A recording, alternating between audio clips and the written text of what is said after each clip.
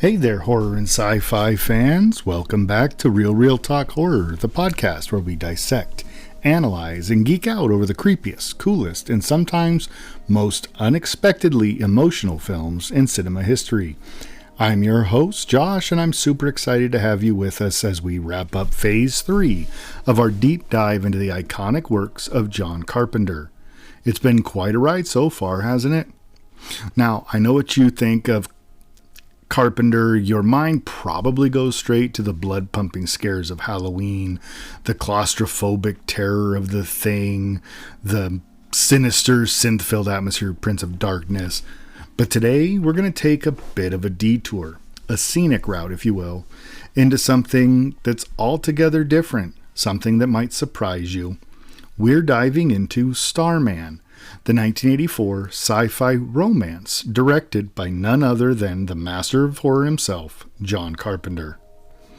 Okay, I can practically hear your thoughts. Starman, a sci-fi romance directed by the man who brought us Michael Myers and extraterrestrial horror in The Thing? But you heard that right. On the surface, Starman seems like it might be a bit of an outlier in Carpenter's filmography. But I promise you, it's still very much worth exploring.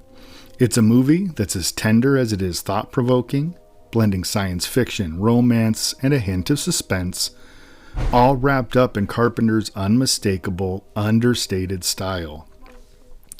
So what makes Starman so special, though? What is it about this film that makes it a pivotal moment in Carpenter's career? And why, nearly 40 years after its release, does it continue to resonate with audiences?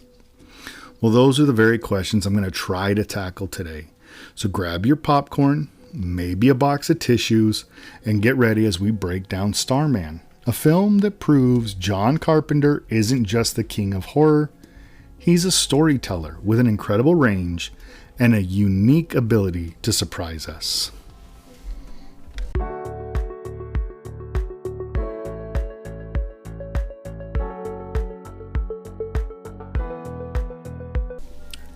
Let's dive right into the heart of Starman. And trust me, there's a lot to unpack here. On the surface, this may seem like a simple story about an alien visitor and a grieving human widow. But as you'd expect from John Carpenter, there's so much more going on just beneath the surface. This film is deceptively deep. There's a beautiful, subtle complexity that makes it stand out in Carpenter's already diverse filmography. The movie kicks off with a bang.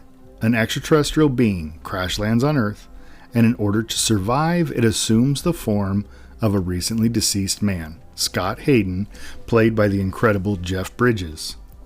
His mission, to rendezvous with his mothership in just 3 days, all while being relentlessly pursued by the U.S. government.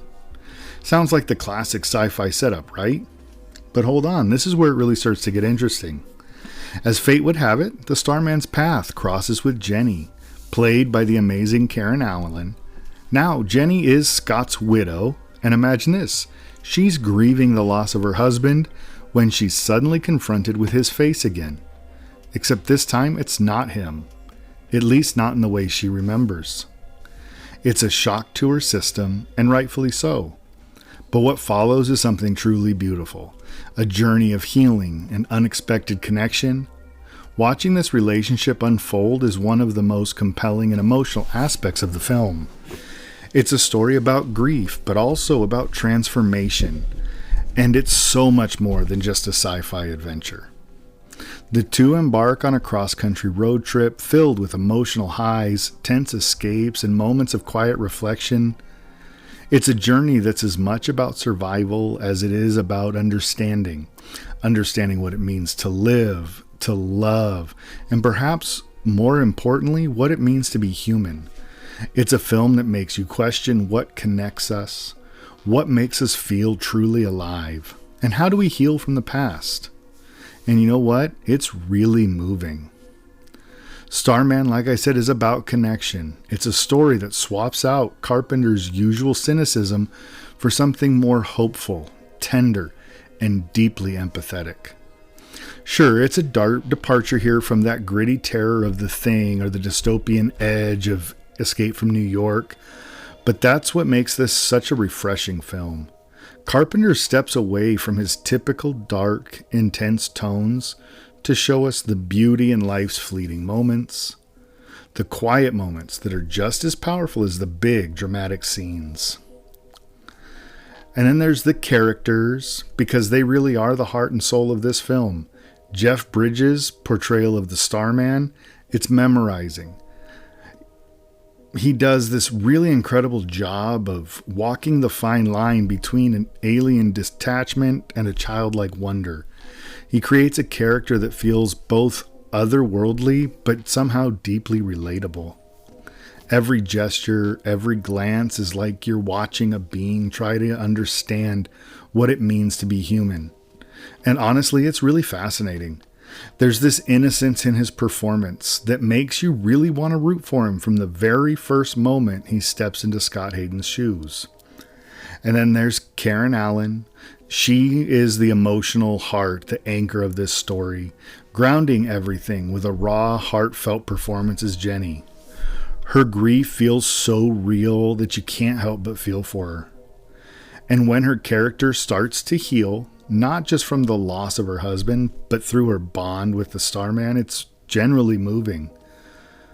Their chemistry is electric. It's a relationship that's equal parts awkward, tender, and captivating as they both navigate this impossible situation.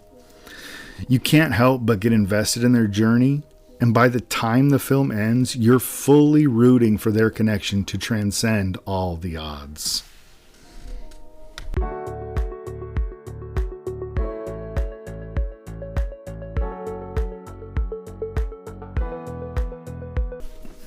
Next up, let's lift the veil on the making of Starman. This film marks that intriguing shift for Carpenter, and not just in the terms of genre. It's a whole new level of filmmaking for him. Now, we all know Carpenter for his indie roots, his command of low-budget horror, and his ability to create unforgettable scares on a shoestring budget. But with Starman, he took a big step into the world of larger budgets and studio-driven projects, backed by a hefty $24 million budget, which was really quite large at the time. Starman was a significant leap from the tighter, scrappier productions we associate with earlier works, like Halloween and The Fog. But here's the thing, don't for a second think that the bigger budget and the studio backing meant Carpenter had to compromise his creative vision.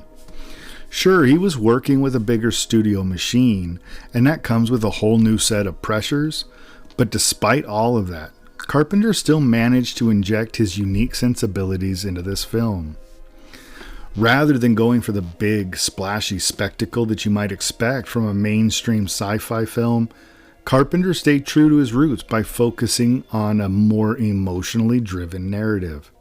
Starman is thoughtful, it's meditative, and it's much more about exploring the depths of the human connection than it is about blowing up spaceship or flashy action sequences.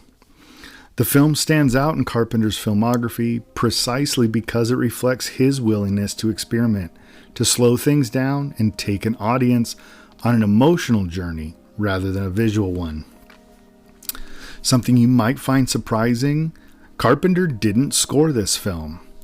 That's right, for a director whose name is nearly as synonymous with his soundtracks as it is with horror, this was a rare break from tradition. Instead, Carpenter handed the reins over to composer Jack Nitzsche, and let me tell you, it was a stellar choice. Nietzsche's score is hauntingly beautiful. It has this ethereal, otherworldly quality that perfectly complements the film's central themes. It's not a loud, in-your-face score, but rather a delicate, emotional backdrop that elevates the film's quieter moments. The score mirrors Starman's journey, his search for connection, and adds depth to the narrative, but never overpowers the story. It's one of those scores that sticks with you, and you can remember it, but it never takes over. And we can't talk about Starman without getting a little bit more into the cast. The film really shines thanks to phenomenal performances that anchor it.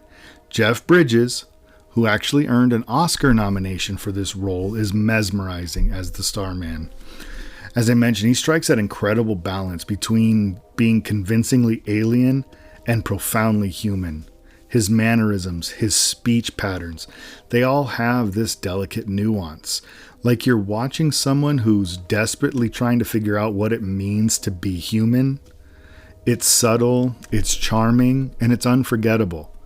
Every little detail of the performance adds layers to the character, and it's clear that Bridges brought his A game to this one. And on the flip side, Karen Allen brings so much warmth and vulnerability to the role of Jenny. Her portrayal of the grieving widow is raw, real, incredibly grounding. While Bridges dazzles with his alien curiosity, it's Allen who anchors the heart of the film, grounding everything in human experience. Together, they're the perfect example of opposites attracting. Alien curiosity meeting human grief, and somehow it just clicks. The balance of each other, they balance each other out really in such an organic way, making that connection feel real. Of course, bringing all this to life wasn't without its challenges. Balancing the studio's desire for a crowd-pleasing hit with Carpenter's penchant for layered, deliberate storytelling wasn't easy. The film has a tender pace and a subtle approach that could have easily been overshadowed by the expectations of the larger budget sci-fi flick. But as always, Carpenter manages to thread the needle. He delivers a film that resonates emotionally while still having enough mainstream appeal to capture a broader audience. And it's not a film that just relies on spectacle. It's about character, about heart, and about the connections we make with others, even in the most impossible of circumstances.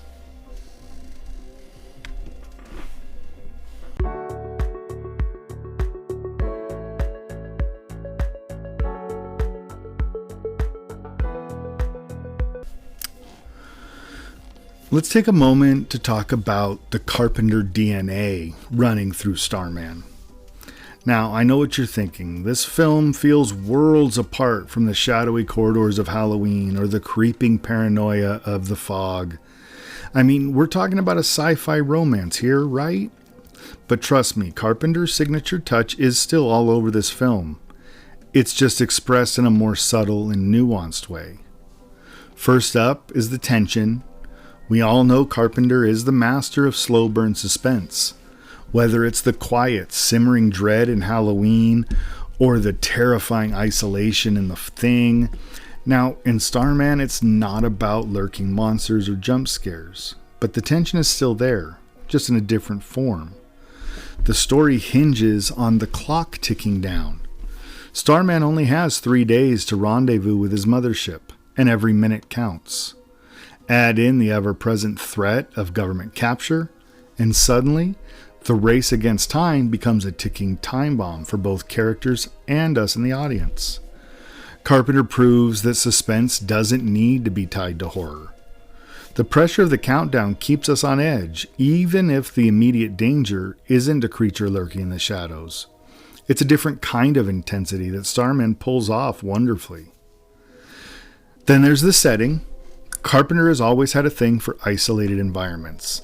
Think about Haddonfield, it seems like this labyrinth in Halloween, or the church in Prince of Darkness. In Starman, though, he flips the script a bit. Instead of trapping characters in small, confined spaces, we get these wide open, expansive shots of America's heartland. It's a refreshing change of pace, but don't be fooled. These landscapes still evoke a sense of vulnerability. For Starman, Earth itself is this vast, unfamiliar, and deeply isolating world. The physical space may be wide, but emotionally, both Starman and Jenny are navigating a much smaller, more intimate journey. It's that juxtaposition of expansive landscapes and personal isolation that Carpenter captures so well here. And speaking of those landscapes, I've got to give a shout out to the cinematography here. Donald M. Morgan really knocks it out of the park. The sweeping shots of highways, deserts, and small town America aren't just beautiful to look at. They serve a purpose. These visuals reflect Starman's sense of awe and discovery as he experiences Earth for the first time, with fresh eyes and a childlike curiosity. Carpenter's framing choices are equally crucial. The moments of connection between Starman and Jenny are shot with a sense of intimacy that makes you feel like you're right there with them, whether they're in a car, at a diner, or just standing out under the stars. There's this warmth and tenderness in the frames that pulls us into their world and makes us root for their connection to transcend the impossible. And we can't talk about Starman without mentioning the lighting. Lighting has always been one of Carpenter's trademarks. In Starman, the lighting takes on a soft and ethereal quality. During moments of connection between Starman and Jenny, you've got these warm, golden tones that make everything feel intimate and hopeful. But then when the government's pursuit comes into play, the light shifts. It becomes harsh, cold, almost like the characters are being swallowed by this oppressive force. It's subtle, but it really underscores the emotional beats of the story. The lighting isn't just a tool to set the mood, it's a way to reflect the emotional states of the characters. And Carpenter uses it here with this masterful precision. So yeah, Carpenter may have traded in his usual horror scares for something a little more tender, but don't for a second think that his mastery of mood, atmosphere, and storytelling has gone anywhere. He's still operating at the top of his game, creating a film that's visually stunning, emotionally resonant, and thoroughly captivating.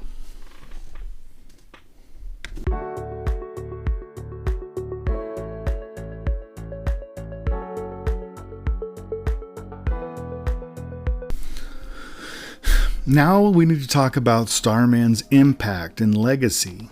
And when you think of Carpenter, what comes to mind? Masked killers stalking teenagers, shape-shifting monsters lurking in the snow, Kurt Russell. Those are all images that immediately pop into my head when I think of his iconic style. But the thing is, Carpenter isn't just the king of horror. Starman proves that he's a storyteller with amazing range. This film in particular might just be the most heartfelt and emotionally complex entry in his entire career. Now let's be real for a second. Starman isn't the first movie that anyone's ever going to think of when we hear Carpenter's name. That's going to be Halloween. That's going to be The Thing. Big Trouble in Little China, The Usual Suspects. In fact, Starman's often overshadowed by Carpenter's other more famous works. But what makes this film so interesting is that it's not just another horror movie. It's not just another sci-fi flick. It's Carpenter stepping outside of his perceived comfort zone and proving that he's not limited by any genre. This film was a chance for him to stretch his creative muscles in a completely different direction. And the result is something that resonates far beyond the typical Carpenter fanfare. The emotional depth is what really sets it apart from the rest of his filmography. This isn't a typical sci-fi movie full of explosions, lasers, and alien invasions. It's a film about connection, love, and the beauty of humanity, seen through unjaded eyes. It's about two people, one grieving, one unfamiliar, coming together and finding a sense of understanding and tenderness in a world that feels cold and foreign. And audiences felt that. Audiences connected with it, and critics took notice as well. In fact, Starman earned some of the best reviews of Carpenter's career, which is pretty remarkable given that it was a film that seemed like such a departure. Starman even inspired a short-lived TV series that had aired in the late 80s. Now granted, it was a one-and-done kind of thing, it didn't last long, but the fact that it even existed speaks volumes about how much the story resonated with people. And of course, you can't talk about this film's impact without mentioning again Jeff Bridges' Oscar nomination. Bridges achieves a rare feat for any actor in a sci-fi film, and it's a testament to how his performance really captivated both the public and his peers in the Academy. Bridges brought so much vulnerability, charm, and humanity to his alien character that it made audiences forget they were watching someone play an extraterrestrial. The nomination alone cements Starman as a significant moment in Carpenter's career and continues to prove that the film transcended its genre. But beyond the accolades and awards, the true legacy of Starman lies in its emotional resonance. It's a reminder that John Carpenter isn't just a director who can make us scream or terrified with alien threats, which he can absolutely do. He's also a director who can move us, inspire us, and make us see the world in a different lens. For Carpenter, Starman was his chance to show the world that he's a storyteller first and foremost, and a genre filmmaker second. He's not just about the horror, he's about creating stories and leaving impressions, whether they're set in a dark alley or the vast openness of the American heartland. So Starman is not going to be Carpenter's most iconic work. It's definitely one of his most unique and memorable, and proof that sometimes stepping outside your comfort zone and trying something different can lead to something truly special. Starman is a film that'll stay with you, and that's what makes it a timeless part of Carpenter's legacy.